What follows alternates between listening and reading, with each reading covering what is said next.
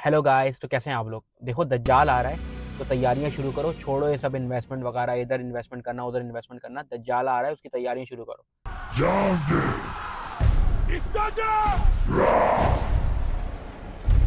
ये सवाल मुझे 10,000 दफ़ा लोगों ने कमेंट्स में बोल दिया है। 10,000 दफ़ा लोगों ने मुझे मैसेजेस कर करके बोला है कि भाई आप क्या इन्वेस्टमेंट का बता रहे हो, आप क्या टेक्नोलॉजी का बता रहे हो, आप क्या साइबर का बता रहे हो।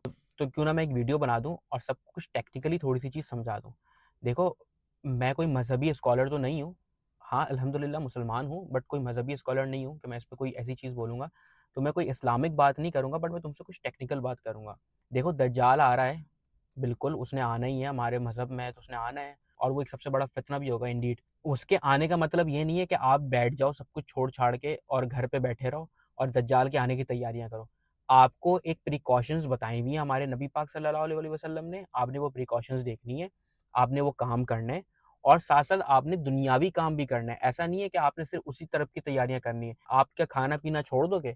आपके घर में आपके बच्चे हैं, आपके भाई-बहन हैं, आपके माँ-बाप हैं, अगर उनकी तबीयत खराब होगी तो आप छोड़ दोगे? आप बोलोगे दज्जाल आ रहा है, कोई ज़रूरत नहीं खाना खाने की, कोई ज़रूरत नहीं कहीं जाने की, कोई ज़रूरत नहीं कपड़े पहनने की, कोई ज़रूरत नहीं है डॉक्टर को दिखाने की।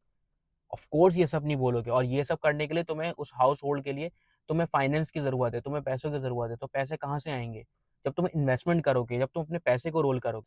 देखो मेरी एक बात समझो, दज्जाल आएगा, उसका पूरा इकोसिस्टम होगा। हम सब जो अपनी असम्पशंस लगाते हैं, दज्जाल आएगा, उसका इकोसिस्टम होगा, उसकी आर्मी होगी। अपनी तरफ लोगों को राग़िब करने के लिए मुख्तलिफ तरीके, उसमें से एक टैक्टिक ये भी होगी कि आप गरीब होगे, आपके पास खाने के लिए नहीं होगी, तंदुरुस्ती होगी, तो वो आपको पैसे देगा, आपको खाने की लालच देगा, तो आप उसकी तरफ राग़िब होगे। तो उन सब चीज़ों से बचने का एक तरीका ये भी है, जो आप इस्लामिक चीज़ें फ़ॉलो कर रहे हो, उसके साथ-साथ आप अपनी प्रिकॉशंस के तौर पे अपने पास अपने आप को इतना वेल्दी तो बनाओ कि कम से कम आपको उस वक़्त में भूखमरी ना हो रही हो। ऑफ़ कोर्स सारी चीज़ें इस्लाम की जो है वो सब जगह पर है, मैं उससे बिल्कुल डिनाई नहीं कर रहा हूँ, ना मैं इसकी बात कर रहा हूँ।